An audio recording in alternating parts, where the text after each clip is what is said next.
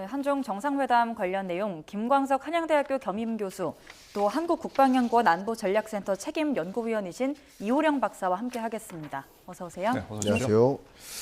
자, 저희가 앞서서 이제 만찬 모두 발언에서 위성락 실장의 브리핑까지 한꺼번에 좀 보고 왔는데 이 이야기를 먼저 좀 나눠보도록 하겠습니다. 일단은 한중 정상회담에 대한 좀 총평부터 좀 들어보고 싶은데요. 어떻게 보셨습니까? 지금 위성락 실장님이 발표하신 내용을 보면 예. 가장 이제 뜻깊었던 것 중에 하나가 이제 11년 만에 시진핑 주석이 한국을 다시 방문을 했고 또 그동안 어떻게 보면 중단됐던 한중 간의 그런 관계를 전면적으로 복원을 했다라는 게 가장 큰 방점인 것 같습니다. 근데 이제 실질적인 이제 그 합의를 했다라는 그 내용들을 보면 네. 이제 포인트가 민생 간의 그동안의 그 한국과 중국의 민생의 실질적인 어떻게 보면은 관계 발전이 진행되는데 포커스를 두고 있어요.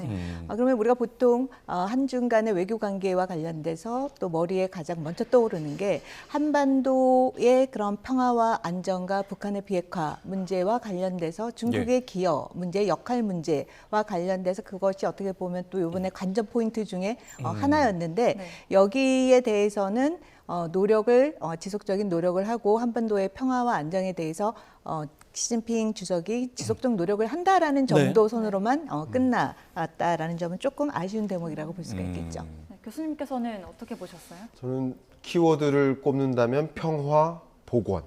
평화롭지 못했다. 다시 평화로 복원하자. 네. 그래서 여기서 제시됐었던 하나의 키워드 단어를 뽑는다면 네. 전략적 동반자 협력 관계로의 복원을 만들어 보자. 예. 한국과 중국의 어떤 관계를 좀 생각해 보면 가장 대표적으로 경제적으로만 본다면 중국으로부터 원자재나 소재를 수입하고 우리의 중간재를 만들어서 다시 중국에게 수출하는 이런 전략적 파트너십을 체결해 왔는데 네. 상당 부분 여러 가지 일들로 인해서 미중 간의 관계, 한미 간의 관계 여러 가지 관계로 인해서 금이가 있었습니다. 그 금을 다시 복원해 보자 하는 한중 간의 협상이 있었던 것이 아닌가라고 평가를 해볼 수 있겠습니다. 예, 알겠습니다. 자, 지금 아까서 이제 비핵화, 한반도의 비핵화에 대한 부분은 지금 모두가 신경을 쓰고 있는 부분이긴 한데 오늘 대통령실에서도 이 부분이 의제에 올랐다고 밝혔고 북한에서는 좀 그렇게 살갑지 않은 반응이 나온 것 같더라고요.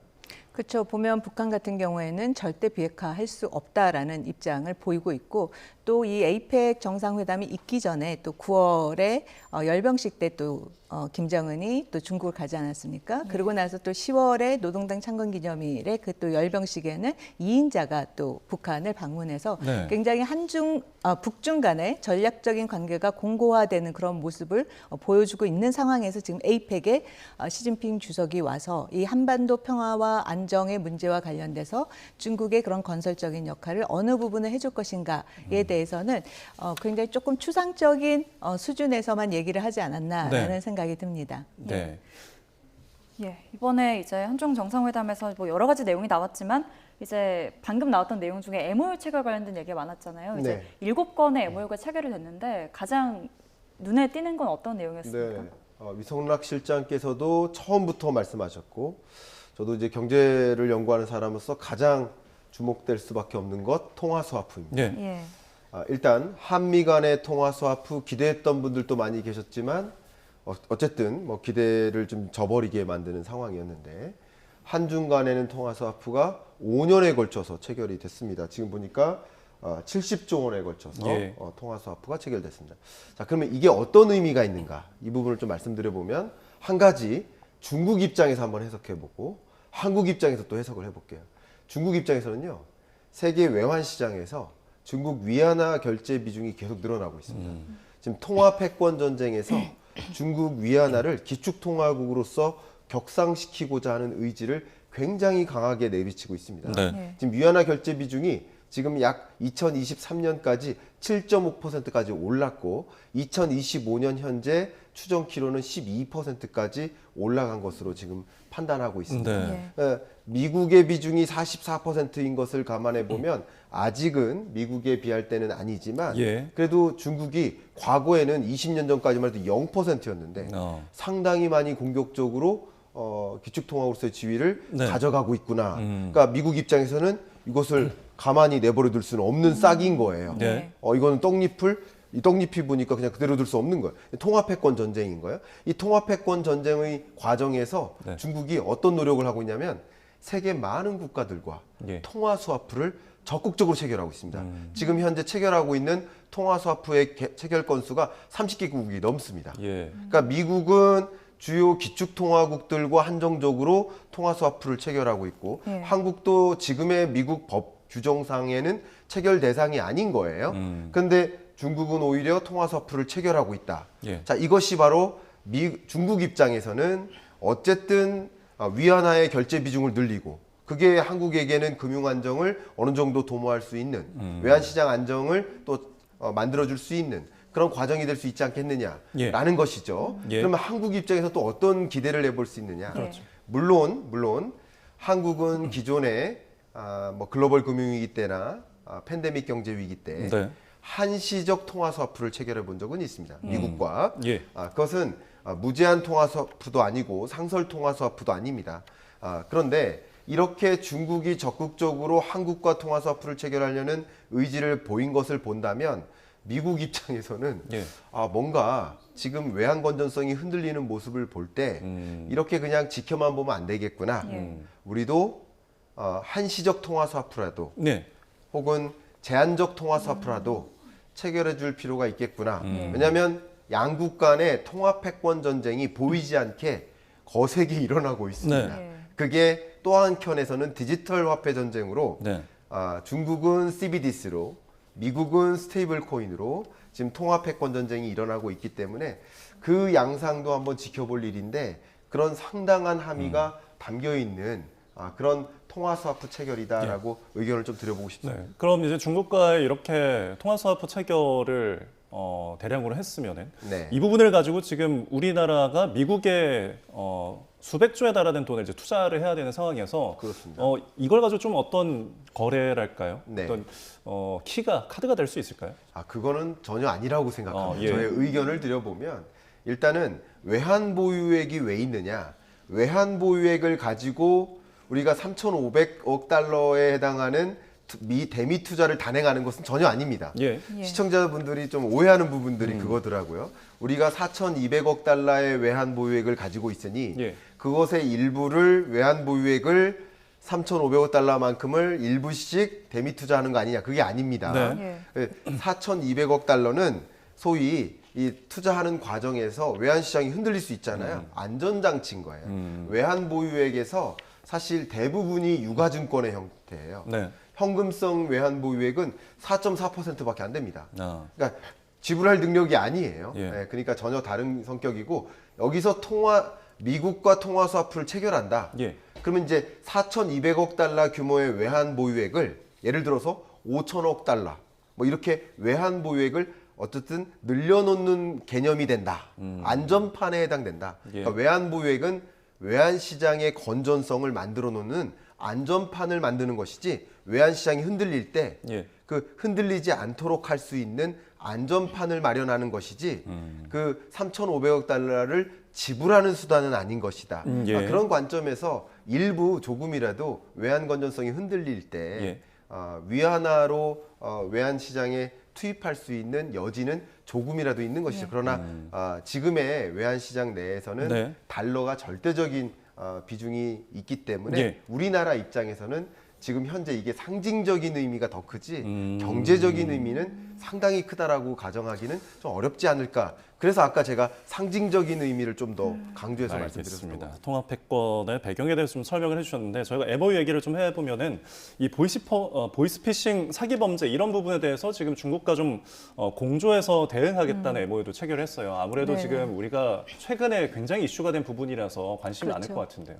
네, 지금 보면은 기술이 발전을 하다 보니까 예. 우리 이번에도 에이펙의 주요 이슈 중에 하나가 연결, 그다음에 AI, 그죠? 혁신 부분 그리고 번영인데 이게 부정적인 측면에서는 이 연결이 컴퓨터 인터넷을 통해서 안 좋은 쪽으로 범죄도 굉장히 확산이 되고 있는 거죠. 네. 그래서 이 부분에 대한 공동의 대응 체계 를 마련하자라는 것이 결국에는 한국과 중국의 민생에게도 윈윈이 된다라는 부분을 부각을 시킨 것 같습니다. 예. 제가 이 부분을 조금 첨언 더 드려도 아, 예. 될까요? 예, 너무 중요한 말씀 주셨는데 저는 여기서 좀 추정을 해본다면 네. 제가 그 자리에 있었던 건 아니니까 우리 한국에 있어서 굉장히 중요한 현안으로 부상한 것이 바로 사이버 테러입니다. 예. 올해 초에 등장했었던 SKT 사태 그리고 그 밖에 대부분의 통신사들이 연일 지금 사이버 테러 문제, 방송국뿐만 아니라 금융사들, 뭐 유통사들,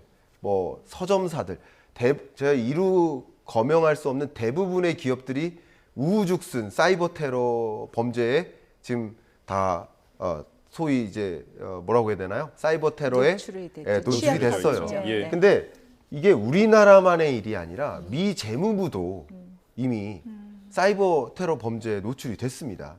근데 지금 추정키로는 그 사이버 테러 범죄의 시작점이 어디냐? 중국 테러로 지금 추정을 하고 있습니다. 이 보안 전문가들 사이에서 네. 판단을 하기를. 그래서 그런 관점에서 중국발 어떤 보이스피싱 범죄라든가 사기 범죄, 그리고 사이버 테러 이런 부분에 있어서 중국과의 공동 대응. 왜냐하면 한국에서 대응할래야 대응할 수 있는 여력이 없고 예. 이 책임을 언제까지 기업에게만 지금 물 거예요. 그렇습니다. 그죠? 이런 것들을 중국과 공동 대응 마치 좀 비유를 한다면 펜타닐 문제를 예. 미국 입장에서 중국에게 같이 대응해달라고 요구하듯이 네. 이 보이스피싱이라든가 사기 범죄라든가 사이버 테러 문제 예. 공동 대응해달라. 왜냐하면 우리 한국에서 너무 중요한 과제가 되고 있는 거예요. 예. 사회 문제가 되고 있는 거예요. 그러니까 그것을 공동 대응해달라는 요구를 했을 것이라고 추정을 해보고 싶습니다. 알겠습니다. 네, 이번에 뭐 이제 이런 부분에 있어서 대응 공조 MOU도 체결되고 이제 또 우리가 한중 간에 또 어떤 문제들이 논의될까 많이 관심이 쏠렸었는데 또 서해 구조물 철거 문제나 한한령 해제 이런 부분들은 다뤄지지 않을까 예상을 했었거든요. 네. 어떻게 보셨어요? 그 부분 또 어떻게 보면 굉장히 우리가 관심을 가져야 되는 이슈인 거죠. 네. 한중 간의 주요 갈등으로 부각되는 부분이 특히 안보 이슈와 관련돼서 특히 중국의 서해 내해와 그런 관련 작업들이 보면은 이전에 남중국해에서 중국이 보여왔던 전략이 거의 동일하게 지금 서해 지역에서도 인공 구조물을 통한 어떻게 보면 서해 내해와 작업이 들어가고 있기 때문에 네. 이 부분에 대해서 이번에 정상회담에서도 한중 간의 정말 진정한 그런 관계 발전을 위해서는 서로에게 어떻게 보면은 부담이 되는 것들, 서로에게 침해가 되는 그 부분에 대한 그 양해 부분도 반드시 들어갔으면 좋았을 뻔했는데 네. 이번 아무래도 11년 만에 또 정상회담이 처음 만나는 그런 자리고 좀 전략적으로 모든 걸 좀 전 분야에 걸쳐서 하려고 하다 보니까 아마 그래서 각 부처별로 MOU를 맺었다라고 하는 것 중에 하나도 주요 이슈별로 이런 민감한 이슈와 관련돼서는 각 부처가 양국 간에 중심적으로 논의를 하지 않을까라는 생각을 해봅니다. 네, 알겠습니다. 자, 저희가 MOU 얘기를 조금 이 결과에 대해서 이야기를 더 나누고 있는데 이 서비스 무역 교류를 강화한다라는 부분은 이게 어떤 것을 구체적으로 일컫는 걸까요? 네, 우리가 지금 보호무역 조치 가지고 특히 트럼프발 관세 전쟁 가지고 지금 2025년 내내 대혼란이지 않습니까? 근데 이 관세 전쟁은 온통 상품 무역에 해당되는 얘기예요. 상품 무역도 있지만 서비스 무역이 있습니다. 그러니까 서비스 무역은 통상 예를 들어서 교육 서비스라든가 아니면 뭐 통신, 기술 서비스, 사업 서비스, 금융 서비스 이런 여러 가지 서비스업이 있습니다. 예. 지금 우리가 전달하고 있는 YTN에서 전달하고 있는 이 방송 서비스입니다. 그렇죠. 그럼 이 서비스 영역의 수출도 서비스 수출이 되는 거예요. 컨텐츠 서비스. 예. 그러니까 이게 상품 수출과 서비스 수출로 구분이 되는데 지금 중국과 서비스 무역 교류도 확대하자. 네. 이런 부분인 겁니다. 그래서 서비스 무역에 있어서 뭔가 장벽이 있다면 좀 허물고 조금 더 협력하고 서로 교환을 확대하고 그런 부분들에 대해서 더 협력을 모색해보자. 그동안에는 앞에 말씀드렸던 것처럼 예. 동반자 관계, 협력 관계였다면 중국은 소재와 원자재를 담당. 우리나라가 만들고 있는 반도체, 디스플레이, 2차 전지, 자동차 여기에 들어가는 모든 소재가 거의 대부분이 중국으로부터 가져와요. 예. 구리, 알루미늄, 히토류뿐만이 아니에요. 네네. 니켈 다 중국산 대부분이 우리 요소수 사태 경험했잖아요. 그죠? 그런 겁니다. 그러니까 중국으로부터 소재 원자재 수입해다가 부품 만들어서 부품을 다시 중국으로 공급하고 중국에서 완제품을 만드는 그 완성된 완제품을 세계에 공급하는 그런 서로 간의 동반자 협력 관계가 있어 왔는데 예. 그건 당연히 구축하고 예. 그걸 다시 복원하고 뿐만 아니라 서비스 무역도 다시 한번 협력하고 확대해보자 하는 방향으로 번영해보자라는 방향성. 이렇게 평가해 볼 수 있겠습니다. 그럼 알겠습니다. 지금 상황에서 서비스 무역에 있어서 장벽이라고 하면 어떤 걸 가리킬까요? 일단 가장 대표적인 게 한한령 아니겠습니까? 예. 물론 양국 정상이 굉장히 중요한 의미가 있는데요. 네. 2025년 의장국 한국, 2026년 에이펙 의장국 중국. 예. 네. 양 의장이 만나서 정상회담한 거예요. 근데 이 에이펙의 의미가 뭡니까? 다자체제 아닙니까? 보호무역과 반대되는 자유무역의 상징 아닙니까? 예. 그러니까 역시 서로 뭔가 교류를 확대하고 의장끼리 만나서 하는 거니까 더 뭔가 번영하고 확대할 걸 고민하는 것인데 한한령이 어울립니까? 의장국끼리? 한한령 어울리지 않죠. 예. 그러니까 중국 관광객 더 보내고 중국 유학생 보내고 우리도 역시 중국으로 이것저것 수출하고 서로 간의 교류를 확대하는 평화의 상징 예. 그런 것을 더 적극적으로 MOU를 체결하고 논의를 했었던 것이다. 이렇게 평가해 볼 수 있겠습니다. 네, 이번 한중 정상회담의 의미를 두 분과 함께 좀 자세히 짚어보고 있었는데요. 이 경주 에이펙의 대미를 장식하는 한중 정상회담 예정보다 긴 1시간 37분 동안 이어졌습니다. 네, 공개 발언은 덕담 위주였던 이 비공개 회담에서는 뼈 있는 말도 오간 것으로 전해졌는데요. 중국 연결해서 들어보겠습니다. 강정규 특파원. 네, 베이징입니다. 네, 먼저 중국 측에서 공개한 비공개 회담 내용 짚어보시죠. 네, 이재명 정부 출범 이후 처음 열린 한중 정상회담 공개 발언에선 상견례 성격의 덕담을 주고받았죠. 그런데 중국 관영 신화통신이 전한 시진핑 주석의 비공개 회담 발언을 보면 뼈 있는 말이 적잖이 담겼습니다. 네, 먼저 각자의 사회제도와 발전 경로를 존중하고 서로의 핵심 이익과 중대 관심사를 배려하자고 말했습니다. 우호적인 협상을 통해 갈등과 차이를 적절히 처리하고 신뢰 기반을 넓히자는 건데요.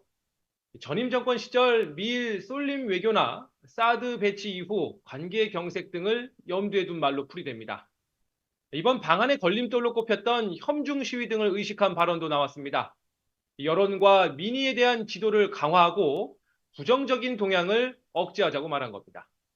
이 밖에 한중 FTA 2단계 협상 가속화를 비롯한 경제 협력을 강화하자면서 AI와 바이오 등 신흥 분야 협력 잠재력 발굴 등을 예로 제시하기도 했습니다.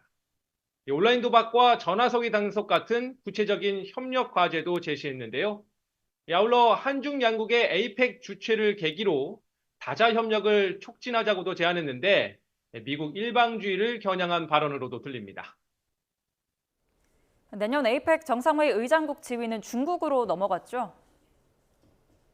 네, 이재명 대통령은 앞서 열린 폐막식에서 시진핑 주석에게 에이펙 정상회의 의장직을 넘겼습니다. 다음 에이펙은 내년 11월 개혁개방 1번지로 통하는 중국 광둥성의 대도시 선전에서 열릴 예정인데요.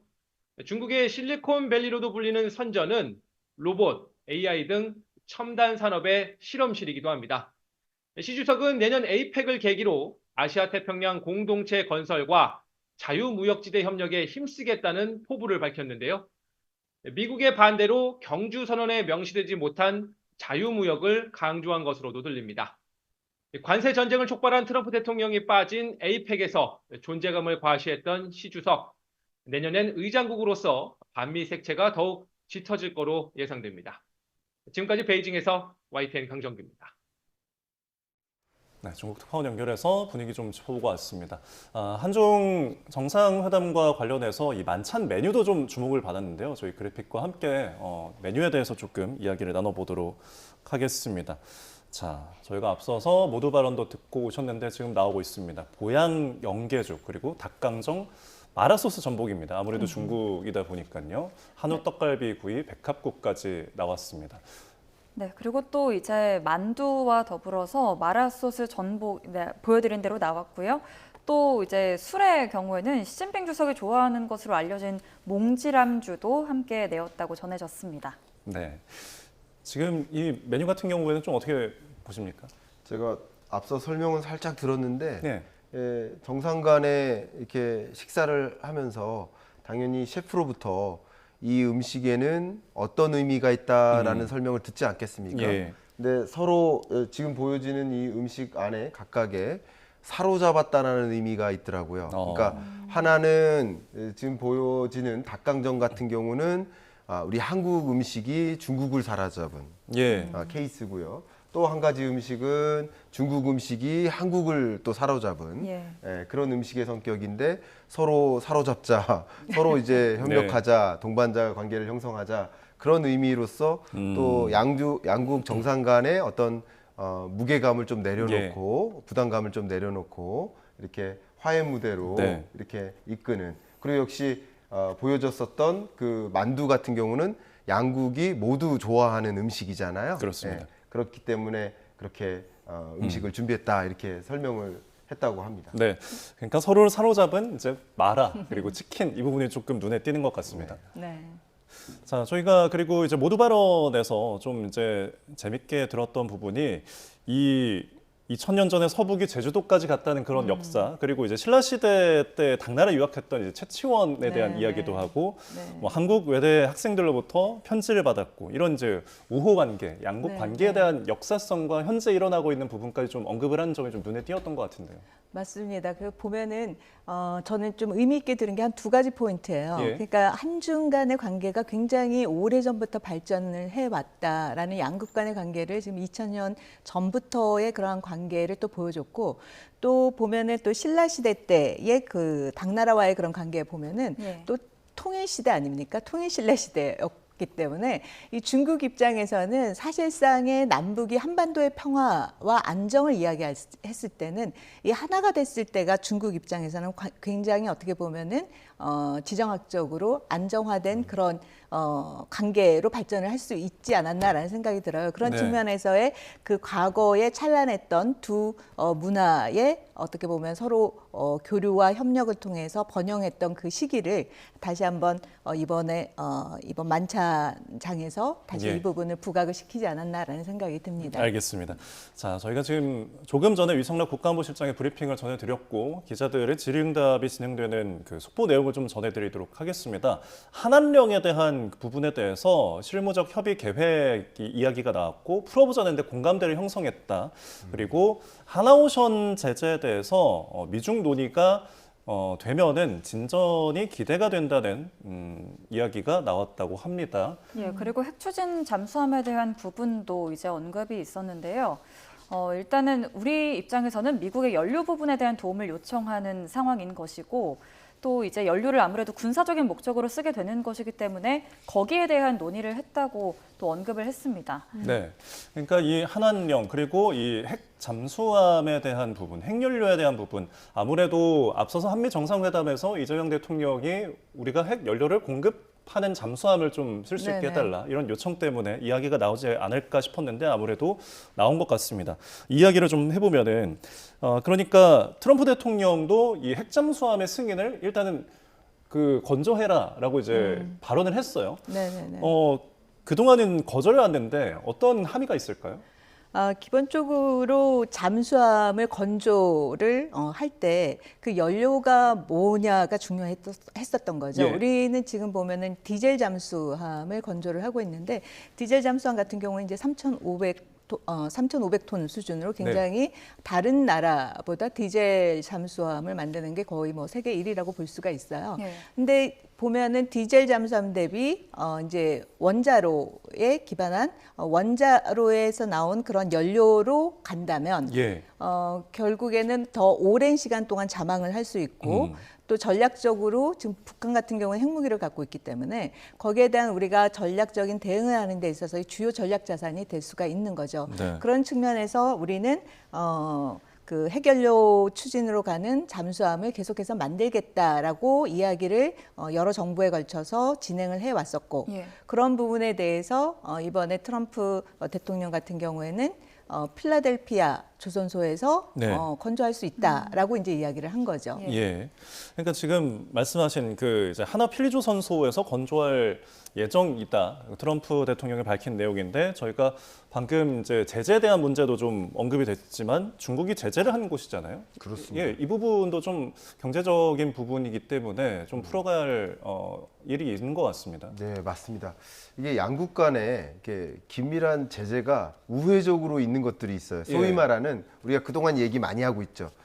고래 싸움에 새우등 터지는 그런 일들이 여러 번 있었습니다. 예를 들면 가장 대표적으로 만약에 우리가 중국산 소재가 들어가는 배를 이용해서 해운을 뭐 예를 들어서 선박을 가지고 중국산 소재가 들어간 선박을 이용해서 뭐 해운을 가지고 뭐 운송을 해서 미국으로 간다. 그러면 선박 수수료를 추가적으로 물겠다. 미국이. 예를 들어서 그럼 선박 수수료는 중국 예를 들어서 그 선박 안에 들어가는 그 소재가 중국산이기 때문에 무는 거예요. 예. 그러니까 이런 것들도 예를 들어서 가장 대표적으로 예. 고래 싸움에 새우등 터지는 거고요. 지금 방금 말씀드린 것처럼 마스가 프로젝트에 미국의 마스가 프로젝트에 한국이 참여하는 것만으로도 중국 입장에서 나 봐주지 않겠다. 왜 하나오션은 미국의 마스가 프로젝트에 그렇게 적극적으로 도와주느냐. 그럼 하나오션 자회사 5곳이 있거든요. 5개 자회사 우리 중국에 있는 기업들은 절대 이제는 교류하지 마라. 그러니까 이게 바로 경제 제재거든요. 예. 이게 고래 싸움에 새우등 터지는 것들인데, 그러니까 서로 미국과 중국 간에 서로 알력 다툼과 긴장과 갈등이 있기 때문에 양쪽 편에 서서 움직일 때 한국 기업에게도 제재를 가하는 이런 종류의 일들이 있는 겁니다. 그래서 역시 지금은 화해와 번영과 이런 방향으로 가야 되기 때문에 역시 하나오션이라든가 이런 제재도 풀어나가야 될 대상이다라고 협상의 실무적 협의를 계속해 나가야 되는. 그러니까 여기서 앞에 그 MOU를 체결한 부분에 대해서 굉장히 중요한 포인트가 뭐냐면 예. 이 부분입니다. 정례 소통 채널, 고위급 정례 소통 채널을 만든다. 이게 뭐냐면 이런 부분에 대해서 고위급 정례 소통 채널을 만들기 때문에 예. 하나오션 부분 이거는 좀 풀어야 되지 않느냐. 그러면 이렇게라도 해줘라.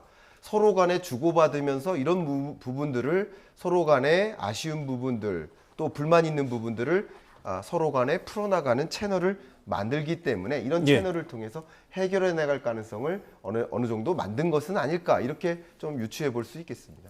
알겠습니다. 저희 지금까지 한중 정상회담에 대한 이야기들, 속보 이야기들까지 좀 두 분과 함께 말씀을 나눠봤습니다. 지금까지 김광석 한양대 겸임교수, 이호령 한국국방연구원 책임연구위원과 함께했습니다. 오늘 말씀 고맙습니다. 고맙습니다. 감사합니다.